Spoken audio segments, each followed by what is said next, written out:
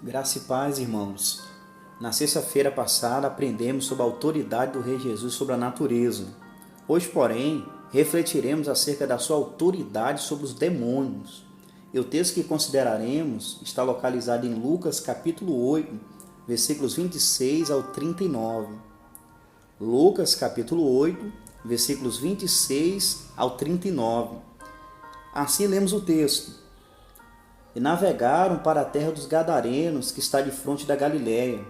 E quando desceu para a terra, saiu ao encontro, vindo da cidade, o homem que desde muito tempo estava possesso de demônios, e não andava vestidos nem habitava em qualquer casa, mas nos sepulcros.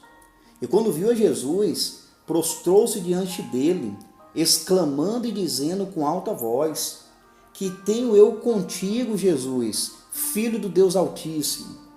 Peço-te que não me atormentes, porque tinha ordenado ao espírito imundo que saísse daquele homem, pois já havia muito tempo que o arrebatava. E guardavam-no preso com grilhões e cadeias, mas quebrando as prisões, era impelido pelo demônio para os desertos. E perguntou-lhe Jesus, dizendo: Qual é o teu nome? E ele disse: Legião, porque tinham entrado nele muitos demônios, e rogavam-lhe que os não mandasse para o abismo. E andava passando ali no monte uma manada de muitos porcos, e rogaram-lhe que lhes concedesse entrar neles, e concedeu-lhe. E tendo saído os demônios do homem, entraram nos porcos, e a manada precipitou-se de um despenhadeiro no lago, e afogou-se. E aqueles que os guardavam, vendo o que acontecera, fugiram e foram anunciá-lo na cidade e nos campos, e saíram a ver o que tinha acontecido e vieram ter com Jesus. Acharam então o homem de quem haviam saído os demônios, vestido e em seu juízo, assentado aos pés de Jesus, e temeram. E os que tinham visto contaram-lhes também como fora salvo aquele endemoniado. E toda a multidão da terra dos Gadarenos ao redor lhe rogou que se retirasse deles, porque estavam possuídos de grande temor. E entrando ele no barco, voltou. E aquele homem de quem haviam saído os demônios rogou-lhe que o deixasse estar com ele. Mas Jesus o despediu, dizendo: Torna para a tua casa e conta quão grandes coisas te fez Deus. E ele foi apregoando por toda a cidade quão grandes coisas Jesus lhe tinha feito. Palavra de Deus. Irmãos, esse texto faz parte dos grandes feitos do Senhor Jesus registrados por Lucas. Ele libertou um homem que durante muito tempo era oprimido por uma legião de espíritos malignos, demonstrando assim a sua autoridade sobre os demônios. E para um melhor aproveitamento, vamos destacar 3 partes que compõem essa narrativa bíblica. Veremos a escravidão do Gadareno, nos versículos 26 ao 32, a libertação do Gadareno, nos versículos 33 ao 37, e, por fim, a missão do Gadareno, nos versículos 38 e 39. Vamos considerar, em primeiro lugar, a escravidão do Gadareno, que compreende aí os versículos 26 ao 32. Lucas, assim como Mateus e Marcos, registra que os espíritos imundos estavam atormentando a vida de um homem. Na verdade, Mateus fala de 2 homens que estavam escravizados. Porém, tanto Marcos como Lucas focaram no que provavelmente seria o mais agressivo e o que travou o diálogo com Cristo. E a escravidão do Gadareno envolvia toda a sua vida. Todos os aspectos da vida dele estavam comprometidos. A escravidão atingiu o corpo dele.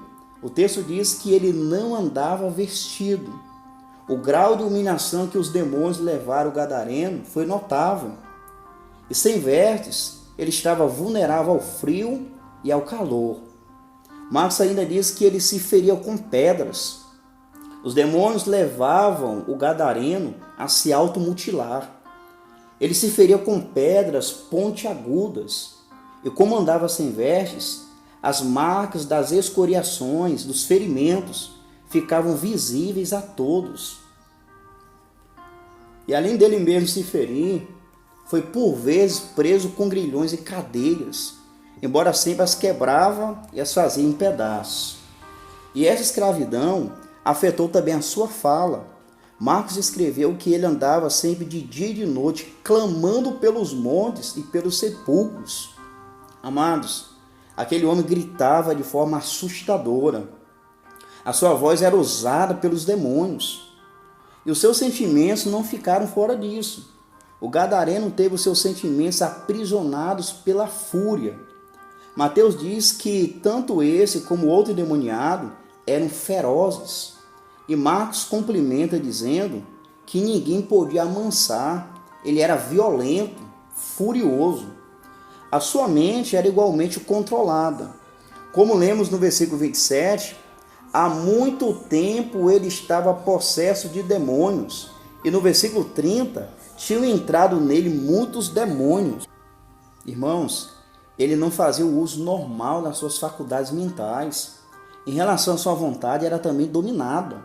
O texto diz que ele era arrebatado e impelido pelos demônios para os desertos. A vontade dele estava subjugada.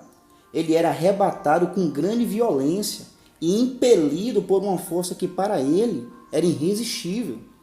Conduzido violentamente para lugares e práticas que ele não incorreria por livre e espontânea vontade.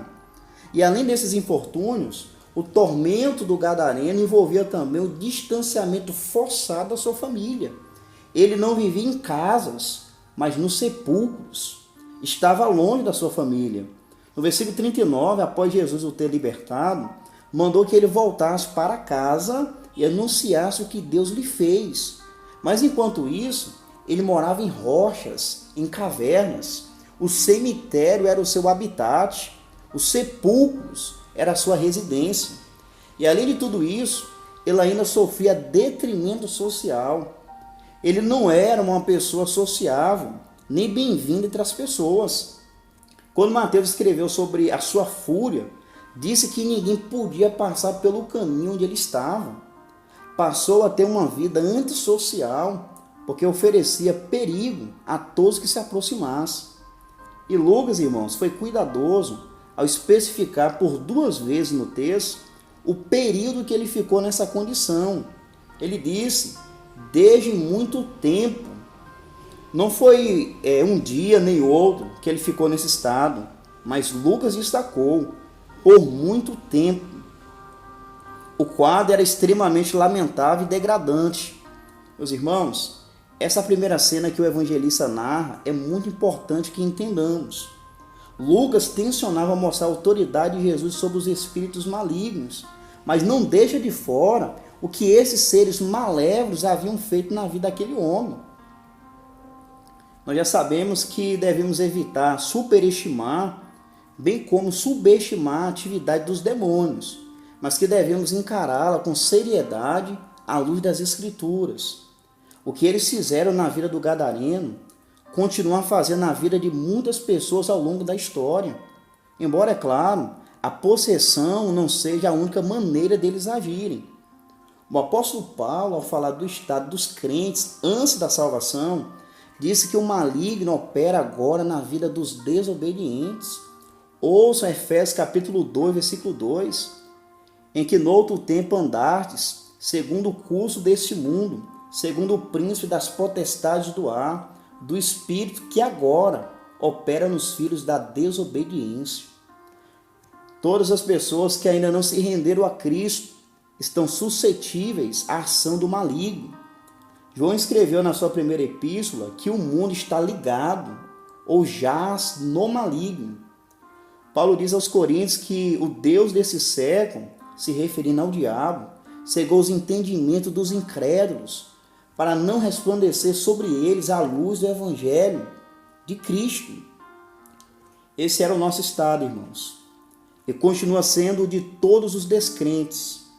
Mas graças a Deus que fomos alcançados pelo Salvador, e o mesmo aconteceria com aquele gadareno, pois como lemos no texto, o Senhor juntamente com seus discípulos navegou para a terra dos gadarenos.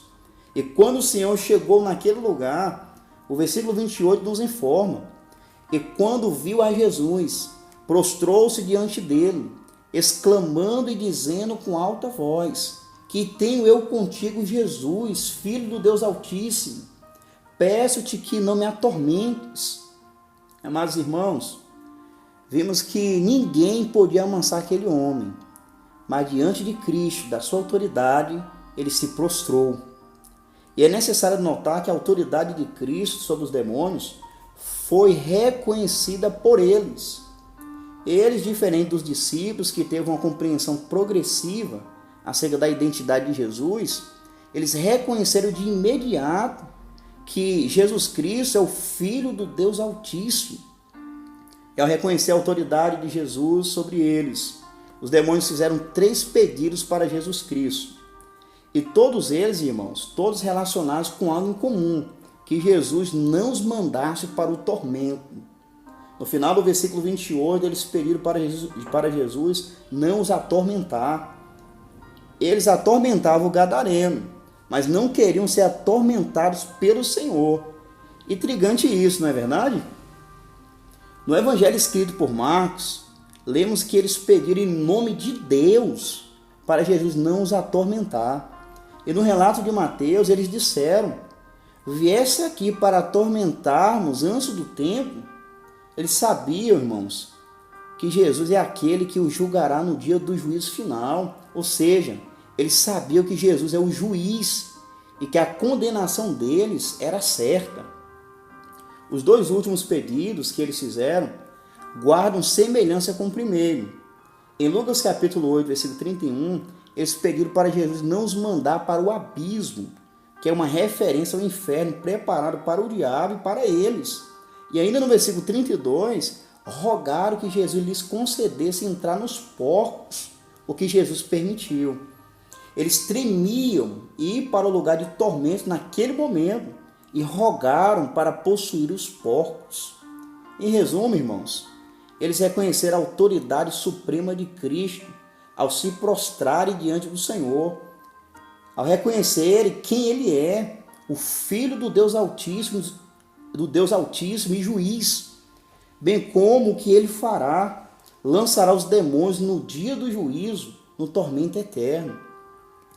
Eu chamo a sua atenção para o fato de que os demônios, apesar de terem certo nível de poder, são criaturas limitadas. Eles não puderam entrar nos portos se o Senhor Jesus não os permitisse. Então, nunca pense que o diabo e os seus asséculos são páreos para o nosso Senhor. Ele é Deus, o Criador, ao passo que os demônios são criaturas. Vimos nessa primeira parte a escravidão do gadareno. Mas em segundo lugar, veremos a libertação do gadareno, que compreende aí os versículos 33 ao 37. Quando o Senhor deu permissão para os espíritos entrarem nos porcos, eles saíram daquele homem imediatamente. Eram muitos demônios que o assolavam. Quando Jesus perguntou qual era o seu nome, os demônios responderam que era Legião. Eu não sei se vocês perceberam, mas Lucas, na sua narrativa, alterna entre o singular e o plural para descrever a possessão. O fato de um responder dizendo que era uma legião mostra como os demônios têm unidade de pensamento e propósito, como eles estão focados nos mesmos planos e objetivos. É como alguém já disse, que é a ordem da desordem. Legião é um termo militar e se referia em tese a 6.000 soldados do exército romano. Mas isso não significa que haviam 6.000 demônios no gadareno, mas como o próprio texto diz, porque tinha entrado nele muitos demônios. Isso não serve de base para o que vemos hoje, pessoas fazendo entrevistas com suporte às manifestações demoníacas. Então o fato de Jesus ter perguntado o nome daqueles demônios não serve de base para as práticas que comumente são vistas hoje. O que motivou Jesus a perguntar o nome foi mostrar para todos que estavam em volta que ele tem autoridade sobre todos os demônios. Independentemente da quantidade, ele é supremo sobre todas as ordens espirituais da maldade. Após Jesus libertar o gadareno dos demônios, eles entraram nos porcos e, segundo Marcos, eram quase 2.000. e se precipitou de um despenhadeiro no lago, levando todos os porcos a morrerem afogados.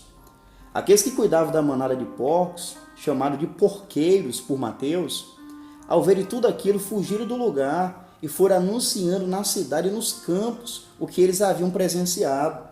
É possível que eles tenham feito isso não somente por tudo que viram, mas também para justificar que eles não eram os responsáveis pela morte dos porcos que eles guardavam. E é curioso que a multidão da terra dos Gadarenos chegou no lugar e, conforme o final do versículo 35, acharam o Gadareno, que outrora ninguém podia amansar, que andava sem vestes e não tinha uma sã consciência, estava agora vestido e em seu juízo, assentado aos pés de Jesus. A vida do Gadareno foi transformada pelo Senhor Jesus Cristo, e isso se tornou o assunto predominante em meio àquela multidão. Confira o versículo 36. E os que tinham visto contaram-lhes também como fora salvo aquele endemoniado. Meus irmãos, o Senhor salvou aquela ovelha perdida. Ele fez algo que ninguém poderia fazer. Em Atos capítulo 10, versículo 38, Pedro diz sobre as obras de Cristo, como Deus ungiu a Jesus de Nazaré com o Espírito Santo e com virtude, o qual andou fazendo o bem e curando a todos os oprimidos do diabo, porque Deus era com ele. O Gadareno estava oprimido pelo diabo, mas Jesus o libertou desse jugo. Ouça também o que o apóstolo João disse na sua primeira carta, capítulo 3, versículo 8. Quem pratica o pecado é do diabo, ou seja, quem vive na prática habitual do pecado é do diabo, porque o diabo vive pecando desde o princípio. Para isso o Filho de Deus se manifestou, para desfazer as obras do diabo. Engrandecido seja o Senhor pelos seus atos poderosos. Ele se manifestou para salvar os pecadores da escravidão de Satanás. Foi isso que Deus fez nas nossas vidas, meus queridos. Ouça o que escreveu Paulo em Colossenses capítulo 1, versículo 13. Ele nos tirou da potestade das trevas e nos transportou para o reino do Filho do seu amor. Mas diante dessa salvação maravilhosa, proporcionada pelo Senhor àquele homem oprimido, a multidão que foi ver o que tinha acontecido não demonstrou nem um pouco de alegria pela libertação do Gadareno. Lucas registra por 2 vezes que eles tiveram medo. Enquanto o Gadareno esteve possuído por muitos demônios e foi liberto, a multidão estava possuída de grande temor e rogaram para Jesus se retirar de entre eles. No final do versículo 35 diz que eles temeram, mas confiram comigo também o versículo 37. E toda a multidão da terra dos Gadarenos ao redor lhe rogou que se retirasse deles, porque estavam possuídos de grande temor. Entrando ele no barco, voltou. Há uma grande possibilidade dessa multidão estarem com medo de sofrerem mais alguma perda material. É possível que eles tenham enxergado Jesus como alguém que poderia levar prejuízo material para eles. E dominados pelo grande temor, eles rogaram a Jesus para se retirar. Enquanto os demônios reconheceram a autoridade de Jesus, a enorme multidão não reconheceu. E assim como Jesus concedeu o pedido dos espíritos malignos, atendeu também o pedido daquelas pessoas. Ele entrou no barco e se retirou. E se ilustra como muitas pessoas rejeitam a Cristo, mesmo tendo contato com seus feitos grandiosos, mesmo diante de tantas evidências. Eles valorizam mais os bens materiais do que o Salvador. Estão presos ao materialismo, a ponto de não se alegrar pela libertação de um oprimido. Para eles, a manada de porcos tem mais valor do que um homem feito à imagem de Deus. Em terceiro lugar, veremos a missão do Gadareno, que compreende os versículos 38 e 39.